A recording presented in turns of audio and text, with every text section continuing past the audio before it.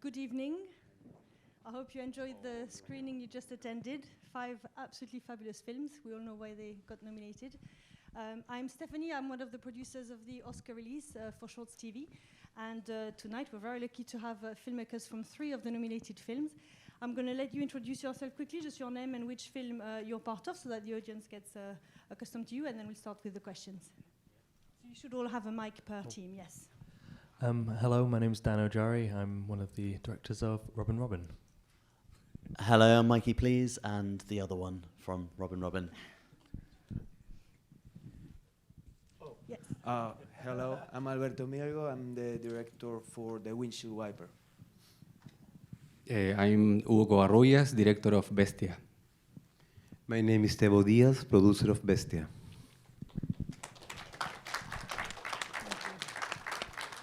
So some are local to Los Angeles, some have flown yesterday, this morning, so everybody's a bit on different time zones. So to start with, I'll ask you all the same question to start with, which is your inspiration behind the beautiful films we've seen tonight. So if you want to start, what was the inspiration behind making Robin and Robin, and then we'll move to Windshield Wiper and Bestia.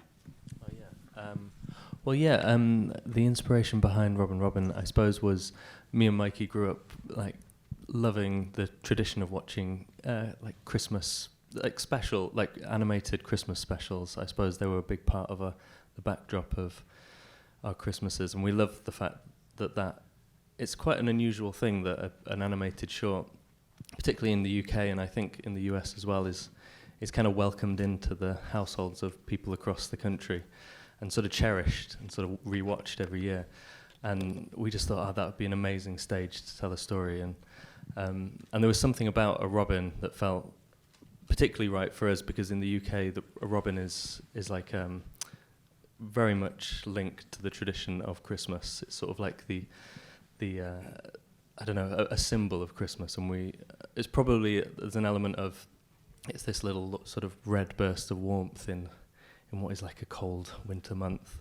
And so that was kind of the starting point behind the film, and it's a story that me and Mikey came up with many years ago, and I've sort of spent most of its sort of time as a story being told to friends and family, and then we bizarrely got to make it into a wonderful film at Aardman. So that's probably a bit of where it came from.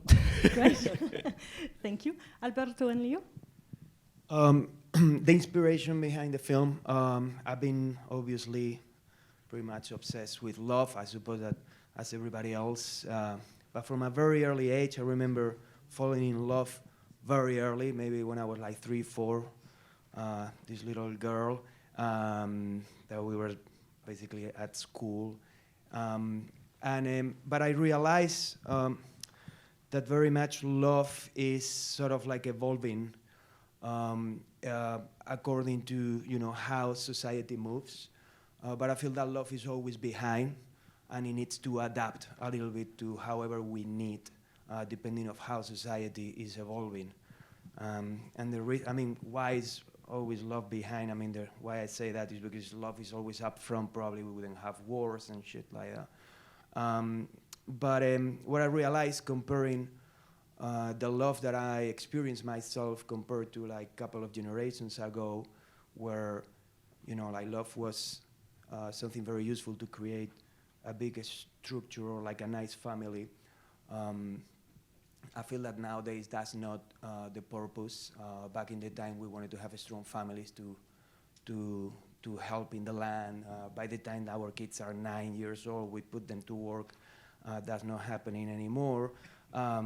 Like now we are more self-centered. We are way more focused in our careers. People get married, the next year is a divorce. I'm not saying that back in the time love was better. I don't know if back in the time people was happier.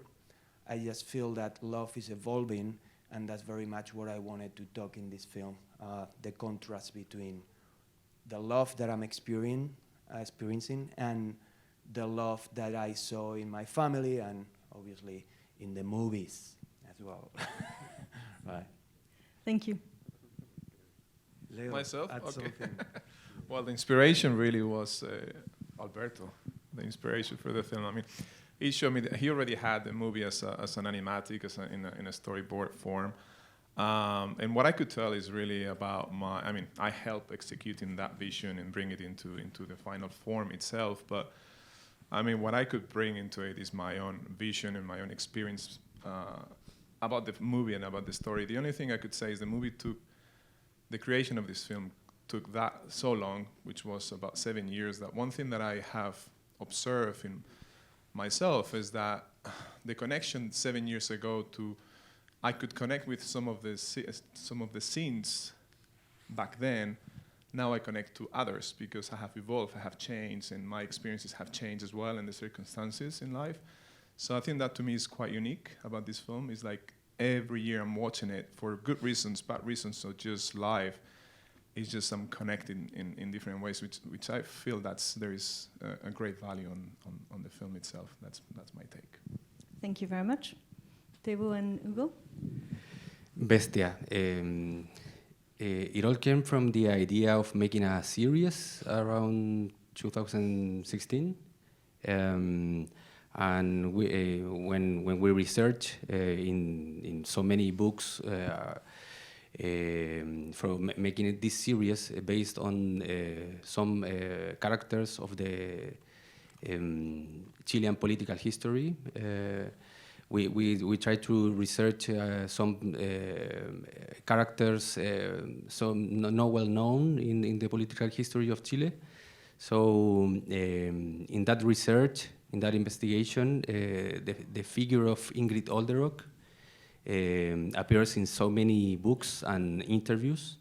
Yeah, so I have to say Ingrid Olderock is the main character of Bestia. It's the main character of is based on real events. So I realized this woman who made tortures in the military dictatorship in Chile in the 70s. I realized that this woman in these interviews revealed so many mental imbalance, and traumas that represent the whole traumas and imbalance of the whole country of Chile in those years. That was a very darker years. So I think that was very important to represent a time of history from a different point of view. Yes, as Hugo said, unfortunately, Ingrid Olderock, the main character of Bestia, is based on real events and the thing happened in our country. Sorry, we are very tired because we just landed. Then we're going to start speaking in Spanglish.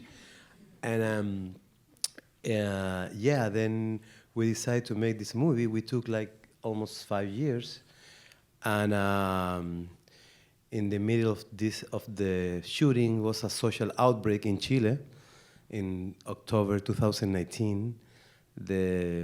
All of us, all the Chilean people, with some people who love Chile, we burned the entire country almost with a lot of rage, for the injustice and the same ideas, the old ideas.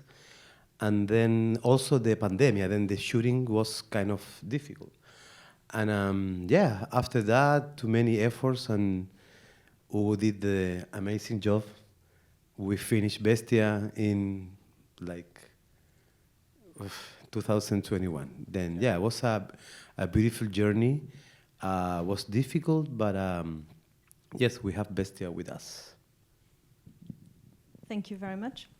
And now I'll just go to more specific questions for each film, and then we'll open to the audience if you have any questions. So start thinking from what you've seen and what you're going to hear. So Robin, you have in your film very famous people voicing certain characters. Can you talk to us and the audience a little bit about that, and how was it getting them on board? I don't know if you recognize the voices. So we were very fortunate in who we managed to corral into our cast. We had Richard E. Grant, who played the magpie, and Gillian Anderson as the cat, and Adil Akhtar as Dad Mouse, and Bronte Carmichael as the mouse, and as Robin herself. And with each of them, you live with the idea for so long. We've lived with Robin for probably about 8 years now, and by the time you actually get to about 5 years in, you finally get to bring these sort of souls into the shapes that you've been imagining, and it's an incredible moment of getting those first little voice clips and bringing them down to the studio floor and working with the animators to sort of put bodies onto these disembodied things, which are your voice recordings, and suddenly meeting these characters. So we remember this particular moment with Robin where we had just used a kind of little outtake of Bronte, of just her babbling casually about something she had done that day. And, we'd been imagining the character as she needed to be this loud, exuberant contrast to her family, who were quiet and sneaky.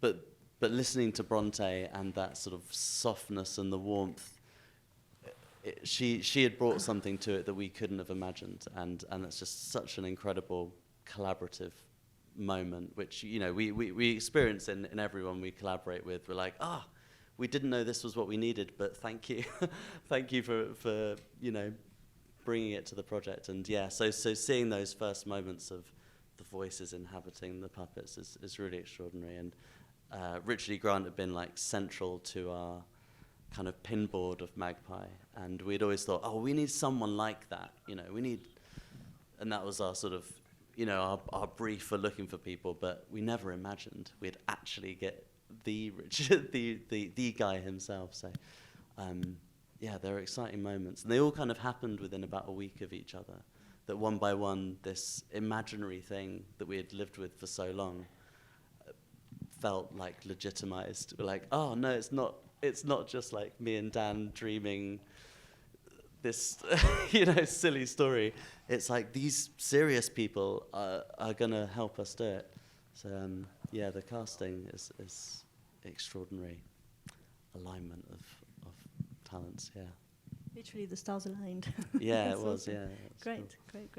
Do you have anything to add? Or? One funny thing was when we recorded Gillian Anderson, and we were doing the other lines. We were doing Robin's lines in the same room as her, and she's a wonderful person. But when she wants to be, she's actually quite intimidating. And she was being this scary cat, and me and Mikey were doing the little Robin lines in the corner, and we were both. I just looked over at Mikey, and he was clenching his fist, just we were terrified in the corner. But she had noticed that we were the mice in the recording booth, and just really enjoyed it. She makes for a very chilling cat as well. Yeah, she's. Excellent. Alberto, I want to talk a bit more about your film and the theme, and you said obviously a lot of it is very personal. Is it a self-portrait?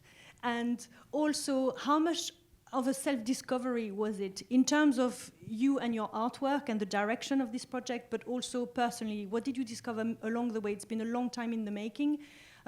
So tell me how much of self-exploration this was as well. Definitely it's a self-portrait. Every scene is very much based on personal experience. And as I say, my generation, the one that I very much am enjoying right now, the perception of love is very different. For example, when I was a kid, I remember I had it very clear, and I was kind of saying to my mom, I don't want to ever get married. I don't want to do the military service. That was my biggest fear, as opposed to her, right? So I suppose that one of the trickiest part in terms of keeping, the momentum and the film going was to actually keeping the film alive, because it was very much self-financed by Leo and myself, and we had to stop it very often, and in order to do other jobs and pay our bills, and then coming back to it. And that was hard also because since it was so personal, you have to face your sort of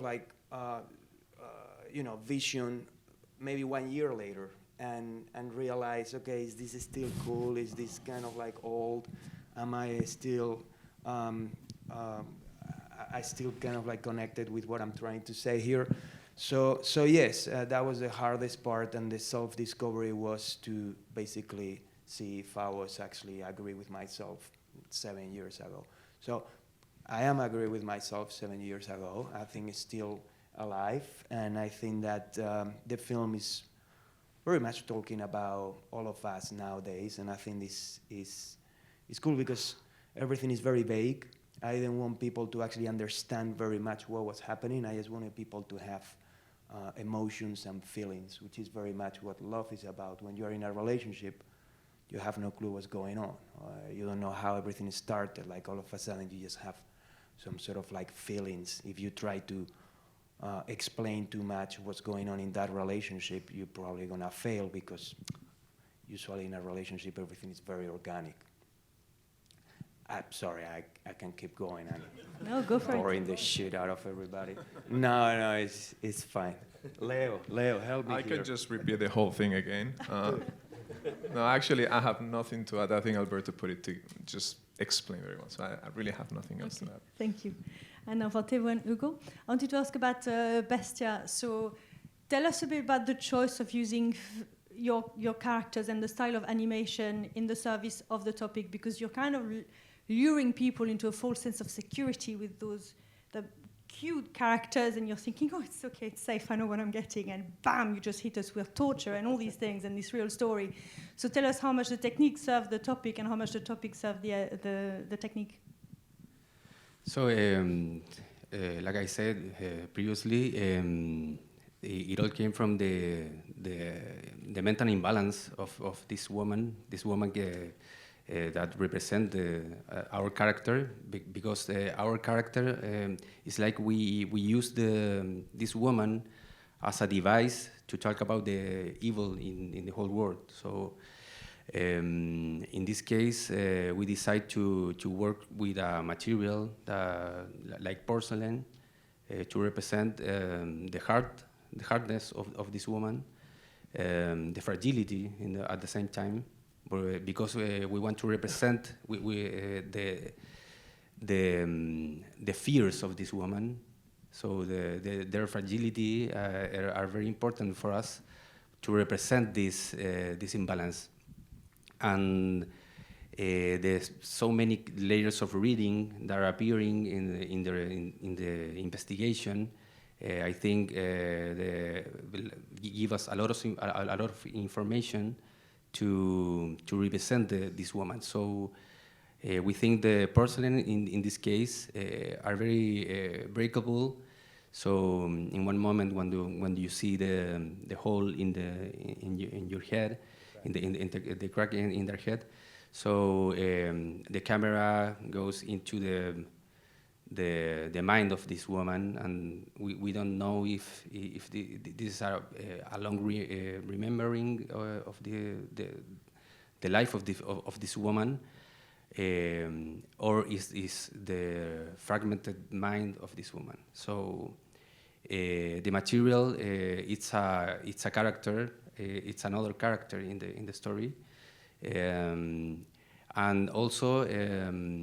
This woman, when he was a child, he has a parents, Nazi parents, so she received education based on these ideals. So we represent this woman as a German doll. So I think it was kind of creepy, but it's very useful to tell this story with aesthetic, very naive, to tell a very, I don't know, dark and psychological story, and the style of the aesthetics responds to that, or not, Tevo? Yes, Hugo, yes. Yes, I think I believe that Bestia, the length is 16 minutes, right? I said that before. We are like putting a recorder. No, but it's 16 minutes, but in the deepness, it's like a feature film. It's a lot of layers and symbols. And as Hugo said, the good choice that Hugo decided is the materials talk a lot. All the materials, you know, the breakable material of the head of the puppet, the backgrounds, you know, if you remember the background of the exteriors was like a gray color, very gray, no colors. I remember because I lived during the Pinochet time in Chile. I was a kid, but Chile was gray at the time.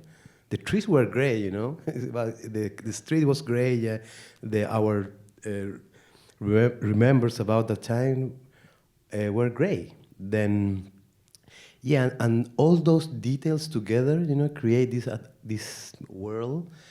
And yes, as you said at the beginning, when you watch Bestia, it's a film for kids. It's the dog, you know. The dog is very cute. The Ingrid is very cute too. Yeah, but at the end,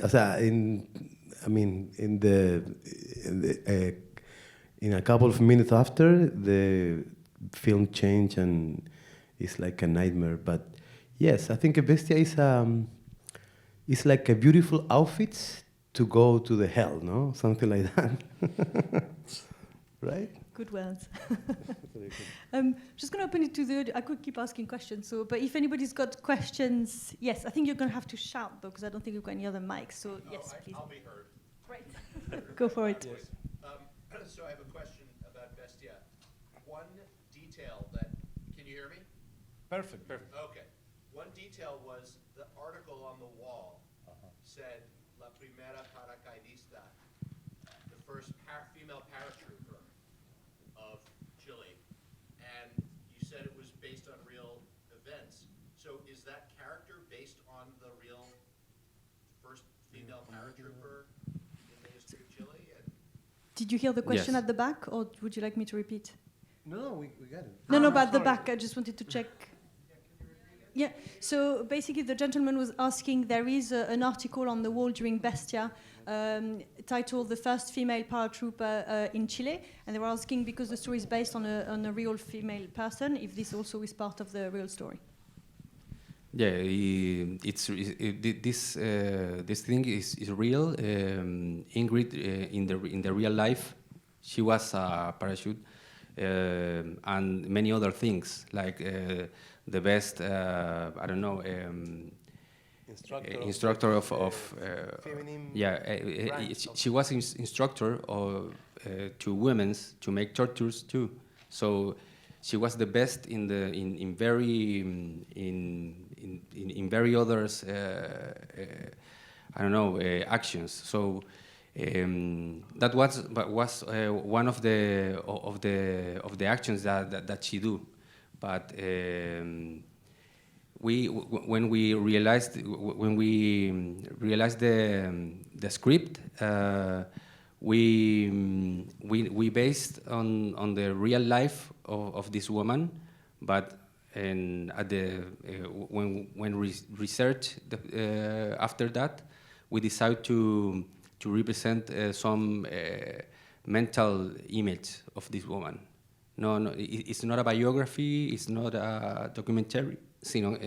Because we don't want to tell a true story from the beginning to the end. So we put all these mental representations, the surrealistic image, to represent the mental state of this woman, but based on real events, like the one you say.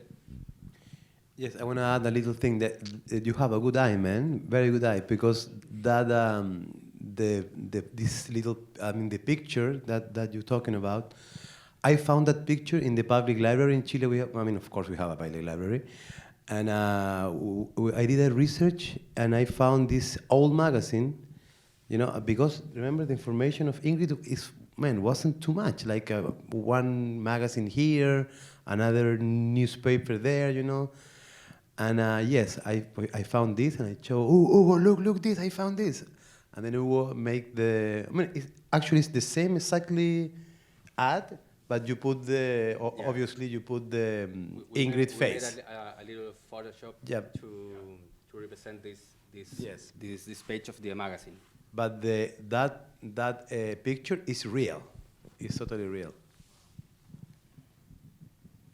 Thank you. Any other questions? Yes? No, yes. This is not actually a question, but I just wanted to thank you guys so much for making this work. I'm an artist too, and it feels so often like the world is like, shut up, we don't want to hear from you. And these were all just so moving and beautiful and funny and tragic, and thank you so much. Thank you. Oh, thank you, you too. And also, I guess a good message from this is all these films have taken years. So as you're an artist, just keep going, perseverance. It's all a labor of love and passion in all of those areas. It's not just a film that you wake up, you make, and then 2 weeks later it's done. It's just, how is it, is there any other questions? Otherwise, I'm just going to ask one more. No? How do you keep going for so many years on a project and keep the faith? And I'm sure there must be a moment of, is this what I'm doing? Is this a good idea? Is it good anymore? You said you're happy you trusted yourself from 7 years ago, but how do you deal with those moments of doubt when you've done enough that you can't quite finish or stop? But how do you keep going and keep believing in your projects? Clearly, rightly, well, God, you did. But how do you keep the momentum? Well, me and Mikey were trying to figure out like Robin's main characteristic, and we sort of figured out it was probably like naive optimism, or like sort of.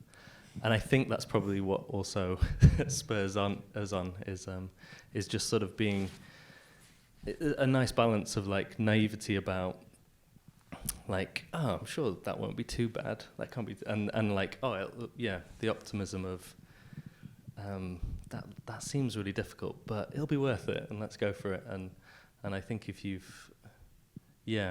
just that kind of positive approach, and I think animation in itself, it kind of, you have to be like that, because if you kind of step back and look at it, you think this is crazy, this is a crazy way to spend my life or my days. And step back and like, is it worth it? I'm not sure. But once you're in it and you're surrounded by the craft and the sort of obsessive, you can sort of indulge in your obsessive natures. It's a wonderful place to be, and I think it sort of drives you on. But I would just say, sort of that idea of just not being not getting worried by the daunting amount of work in front of you. So is it basically having a very narrow field of vision and being like, just don't think about the bigger picture for a moment and just focus on, great words of Frozen 2, to do the next right thing. It's a good place to quote Frozen 2. Yeah, I think it is. It's the perfect. He always quotes that film. It's embarrassing. Can't take him anywhere. Thank you. Alberto and Leo, how was that 7-year journey? Should I start? Well, for me, it starts like any creative project in one way or another. Like, it's fun at the beginning. It's easy to gain momentum in the initial momentum. I think, at least in my particular case, it's because it's a passion project, but we had so much in. It had to be done. I mean, there was really no other way. And it's true that we had a lot of challenges to get, to keep going. And as Alberto said before, we will go on to other projects in our lives and everything, and to really continue. That was, I always see it more as what animation is really about. Filmmaking in animation is really more that marathon feeling than a sprint. And I think to me it was that. Some cases it will be a personal approach and choice, and see, well, it's just there is no other way. It's not like when I start some other things or my own projects that I can just, it's my own choice to leave them undone. Here there was never really that. It was, at least on my mind, it never was there. And also, the respect also to the artist involved. There was too many elements to not being, it had to be done. That's what I think. And then, yes, also the partnership with Alberto. I think to me, it's my experience is that it's been also an experience by itself. It's like a partnership. It's almost like a relationship / enterprise. You get all the elements together. And the challenges that comes with it. That it kind of it was a push and a momentum that was creating that kind of vision and going towards that goal. That's kind of my point. I think that's one of the answers for your film. All these was love as well. What is love is also a labor of love, like 7 years with a team and working with people. That's a... Yeah. Yeah, I mean, to your question, like what keeps you going? For me, animation is my life. I wanted to do animation since very, very early age, and I'm doing it. And I just want to honor the art of animation. For me, film is my favorite art over everything else. But animation happened to have every single art that you can actually mention. Everyone. I mean, everything, like from sculpting, storytelling, drawing, painting, music, acting, writing, storytelling as well. I just I realize that that's my function here. And that's what I want to do, and honor it and keep going and doing something that feels a little bit different. Working in animation, usually you work in projects that they're a little bit more like commercial, family friendly, or mainstream. But in this occasion, I'm especially happy because, at least in our category, most of us, we are definitely not mainstream. I love that thing that is like, take your kids away. We're gonna start showing some shit here. I really like that in an animation, sort of like a screening. That was not the case years ago. That's not the case on the feature film yet. But we are doing this because we want to change it. As professionals, we want to work in things that they are like really relevant and interesting and you know, full of who knows, love, murder, thriller. Doesn't matter, right? We don't need to constantly be doing the same formula just in order to create bath toys and merchandising and things like that. So that's that keeps me going. Thank you. I agree with Alberto in so many things. I work in animation since 2005 by creating a theater play that mixes theater with stop motion animation. So I don't know why I decided to do that, but in this moment I found a thing that made me passionate until today, because I think I don't know if you guys I don't know if you feel the same, but the whole I don't know, the elements that configure the stop motion, the camera, when you want to represent a character and you have to make it by yourself. I don't know. It's like a journey from the beginning to the end, and I think it's very I don't know, philosophical, because when you are making these things, your thoughts are I don't know, it's very intense and deep, and when you work in a story like I don't know, my first work that called Maleza.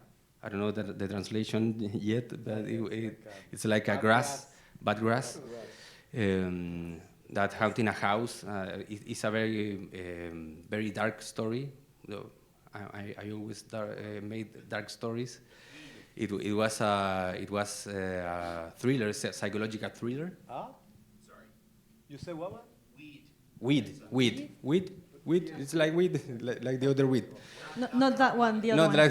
Not like marijuana, but I don't know. This contact with the materiality it's a kind of it's a thing very important for me, because when I'm making these things,